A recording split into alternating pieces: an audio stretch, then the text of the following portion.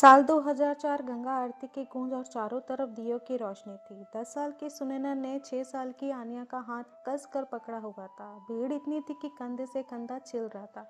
आनिया के हाथ में एक नीले रंग की कॉटन कैंडी थी। अचानक एक सांड के बितकने से भगदड़ मच गई। लोग इधर उधर भागने लगे। सुनैना का पांव फिसला और वह गिरी। जैसे ही उसने हाथ ऊपर किया, आनिया की छोटी उंगलियां उसकी पकड़ से छूट चुकी थी। आनिया, आनिया, सुनैना की चीखें शोर में दफन हो गए। उसे सिर्फ आनिया की एक आखिरी झलक दिखी। वह भीड़ में कहीं गायब हो गई। आनिया के खोने के गम में उसके माता पिता टूट गए। पिता ने शहर शहर छान मारा, लेकिन आनिया का कोई सुराग नहीं मिला। धीरे धीरे घर में खामोशी पसर गई। सुनैना अब 20 साल की हो चुकी थी। उसने खुद को कंप्यूटर और कोडिंग में झोंक दिया था। वह रात भर जाकर पुरानी डेटाबेस खंगालती। उसे यकीन था कि आनिया जिंदा है। एक दिन उसके पिता का निधन हो गया और मरते वक्त उन्होंने बस इतना कहा, उसे ढूंढ लाना सुनैना। अब वर्तमान समय 2026 है। सुनैना बैंगलोर की एक मशहूर एआई फोरेंसिक्स एक्सपर्ट है। उसका ऑफिस हाईटेक स्क्रीन से भरा है। उसने अपना खुद का एक सॉफ्टवेयर बनाया है, पल्स। यह सॉफ्टवेयर दुनिया भर के सोशल मीडिया, सीसीटीवी और अनाथालयों के पुराने रिकॉर्ड्स को स्कैन करता है। सुनैना के चेहरे पर अब बचपन की वो मासूमियत नहीं, बल्कि एक जिद्दी गंभीरता है। वह कॉफी का सिप लेती है और स्क्रीन पर एक धुंधली तस्वीर देखती है। एज प्रोग्रेशंस के जरिए बनाई गई आर्या की संभावित शक्ल। मुंबई के एक आलीशान स्टूडियो में कैमरों की फ्लैश चमक रही है। रिया मल्होत्रा, आनिया, जो देश की सबसे बड़ी टॉप सेंसेशन और फैशन आइकॉन है, एक सूट के बीच में है। उसके पास सब कुछ है, पैसा, शोहरत और एक रसूखदार मंगेतर आर्यन मल्होत्रा। लेकिन रिया की आंखों में एक खालीपन है। उसे अपनी 6 साल से पहले की जिंदगी याद नहीं। उसके माता पिता मल्होत्रा दंपति कहते हैं कि एक कार एक्सीडेंट में उसकी याददाश्त चली गई थी। रिया को अक्सर एक खास खुशबू और पानी की आवाज डराती है। सुनैना का सॉफ्टवेयर अचानक बीप करने लगता है। 98% मैच मिला। रिया मल्होत्रा का चेहरा और सुनैना द्वारा जनरेट किया गया आनिया का चेहरा लगभग एक जैसा ही है। सुनैना के हाथ कांपने लगते हैं। वह रिया का प्रोफाइल चेक करती है। रिया ने कल ही एक वीडियो पोस्ट किया था जिसमें वह अनजाने में एक पुरानी लोरी की धुन गुनगुना रही थी। वही धुन जो उनकी माँ उन्हें सुनाती थी। मिल गई, तू मिल गई आनिया। सुनैना बैंगलोर से है। उसके बैग में सिर्फ एक लैपटॉप और बचपन का वो आधा टूटा हुआ ब्रेसलेट है। मुंबई पहुंचते ही उसे एहसास होता है कि रिया मल्होत्रा आनिया तक पहुंचना नामुमकिन है। रिया के चारों तरफ मल्होत्रा सिक्योरिटी का सख्त पहरा है। सुनैना एक टेक ब्लॉगर का फर्जी आई कार्ड बनवाती है और रिया के आगामी म्यूजिक लॉन्च इवेंट में घुसने की योजना बनाती है। वह खुद से वादा करती है, आनिया इस बार हाथ छूटेगा नहीं। थामने आई हूँ। रिया अपने पेंट हाउस की बालकनी में खड़ी समुद्र को देख रही है।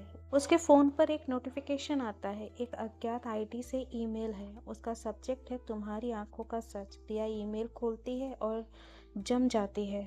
उसमें एक पुरानी फटी हुई फोटो है। एक छोटी बच्ची पीली फ्रॉक में है। उसके हाथ में नीली कॉटन कैंडी है। यह वही बच्ची है जो रिया को उसके धुंधले सपनों में दिखती है। रिया का दिल जोर से धड़कने लगता है। वह अपने मंगेतर आर्यन से पूछती है, लेकिन आर्यन उसे यह कहकर डांट देता है कि यह किसी क्रेजी फैन की हरकत है। आर्यन मल्होत्रा सिर्फ रिया का मंगेतर नहीं, बल्कि एक रसूखदार बिजनेसमैन टाइकून है। जैसे ही उसे पता चलता है कि रिया की कोई पुरानी फोटो भेज रहा है, वह अपने आदमियों को अलर्ट कर देता है। दरअसल 20 साल पहले आर्यन के पिता ने ही आलिया को एक एजेंसी से गोद लिया था, ताकि उसके घर का वारिस जो गुजर चुका था का खालीपन भरा जा सके। उन्होंने आनिया की याददाश्त मिटाने के लिए उसे ड्रामा थेरेपी की दवाइयां दी थी। आर्यन जानता था कि अगर सच बाहर आ गया तो मल्होत्रा साम्राज्य मिट्टी में मिल जाएगा। म्यूजिक इवेंट की रात, चारों तरफ लाइट्स और हजारों की भीड़ थी। सुनैना किसी तरह सिक्योरिटी को चकमा देकर बैक स्टेज एरिया में पहुंच जाती है। रिया स्टेज पर जाने के लिए तैयार हो रही है। वह आईने में खुद को देख रही है। तभी आईने की अक्स में उसे एक अजनबी लड़की सुनैना दिखती है। सुनैना धीरे से कहती है, आनिया।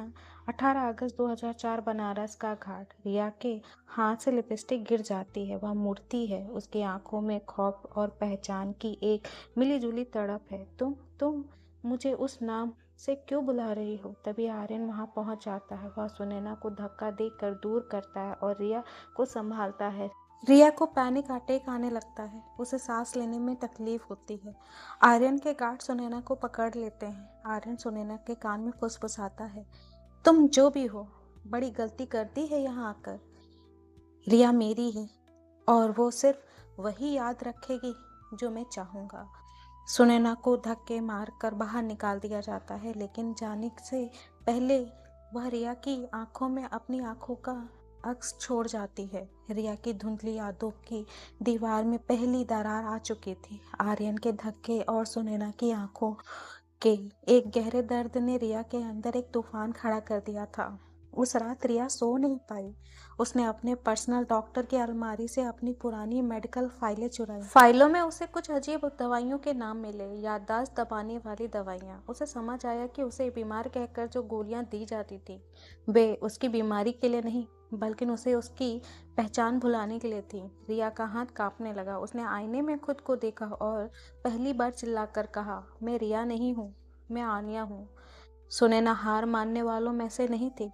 उसने मुंबई के एक सस्ते से साइबर कैफे को अपना बेस बनाया। उसने मल्होत्रा ग्रुप ऑफ इंडस्ट्री के सर्वर में सेंध लगाई।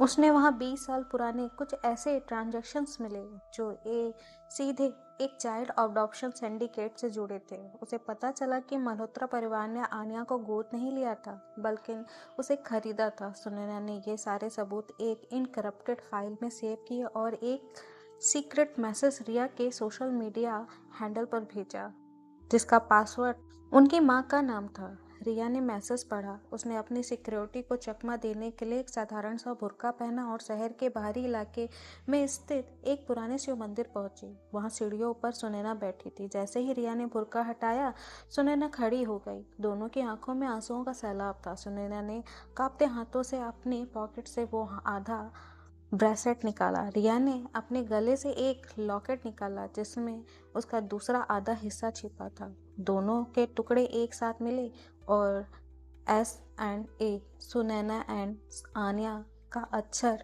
पूरा हो गया। दोनों बहनें एक दूसरे से लिपट कर फूट फूट कर रोने लगी।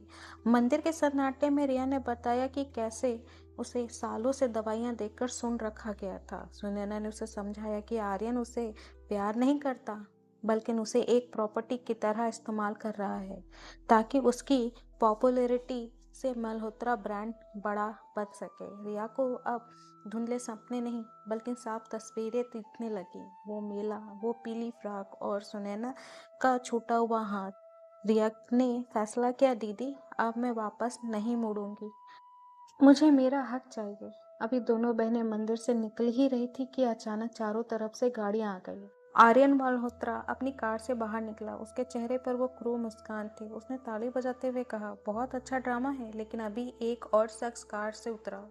आर्यन का पिता विक्रम मल्होत्रा।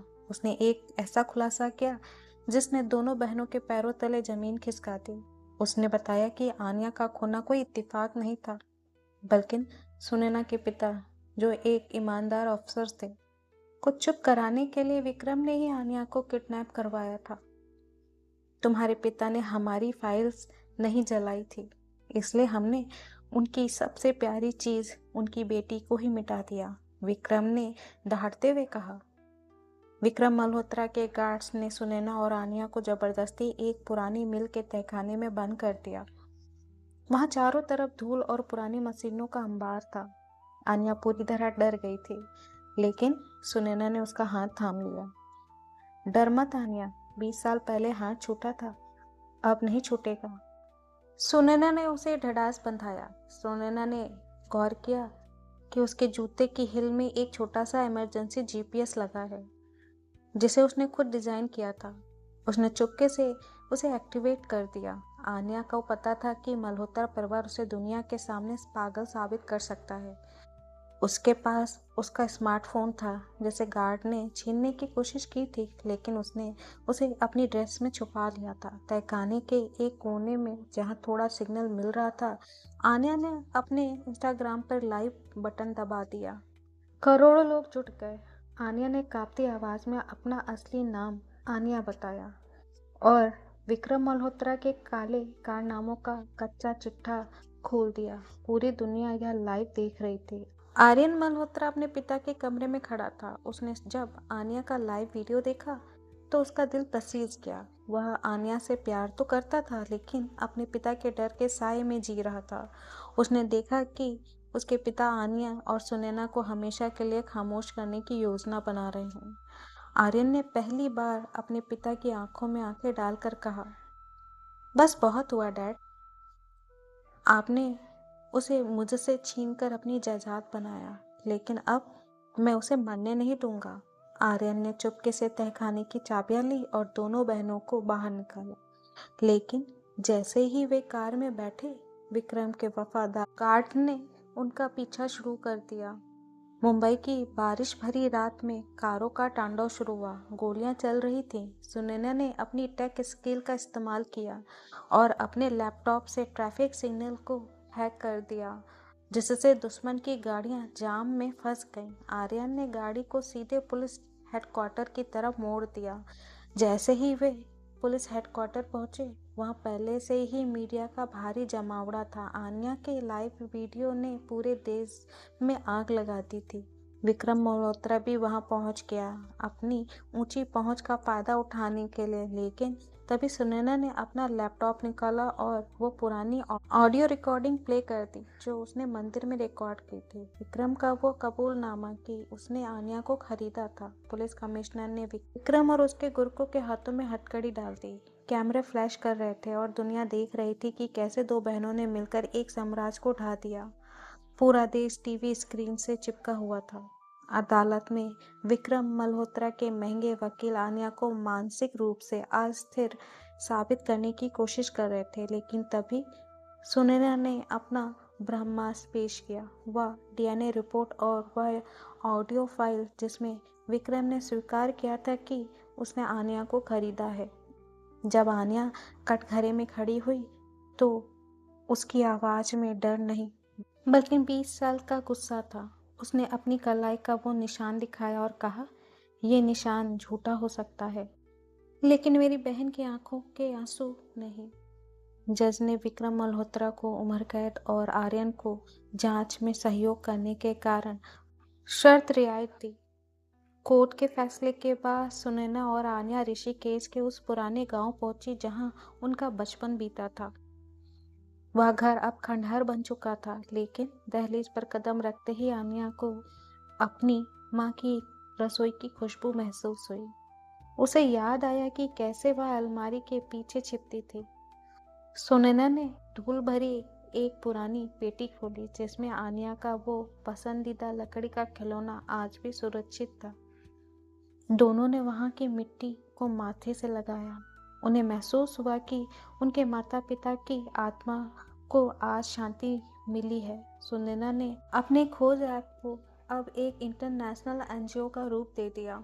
आन्या जो अब भी एक मशहूर हस्ती थी, इस मिशन का चेहरा बनी। उन्होंने मिलकर एक ऐसा सिस्टम बनाया जहां कोई भी बच्चा अगर खो जाए तो फेशियल रिकग्नाइजेशन और एआई के जरिए उसे मिनटों में ढूंढा जा सके। आन्या ने अपनी पूरी संपत्ति उन बच्चों के नाम कर दी जो मानव तस्करी का शिकार हुए थे।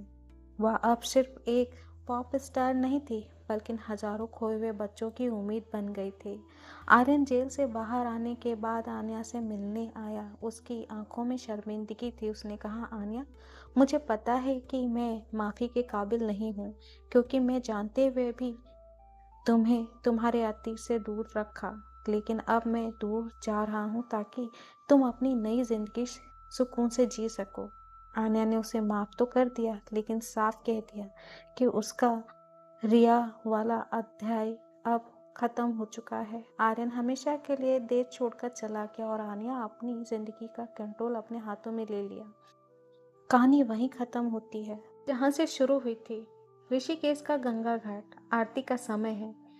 सुनैना और आनिया ने मिलकर एक बड़ा दिया जलाया और उसे जल में प्रवाहित किया। 20 साल पहले इसी भीड़ में वे अलग हुई थीं, लेकिन आज वे एक दूसरे का हाथ थामे खड़ी थी।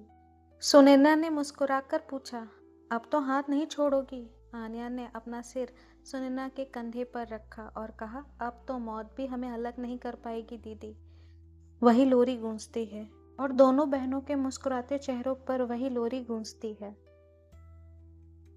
वीडियो अच्छी लगी हो तो लाइक शेयर और ऐसे वीडियो देखने के लिए हमारे चैनल को सब्सक्राइब ज़रूर करें। धन्यवाद।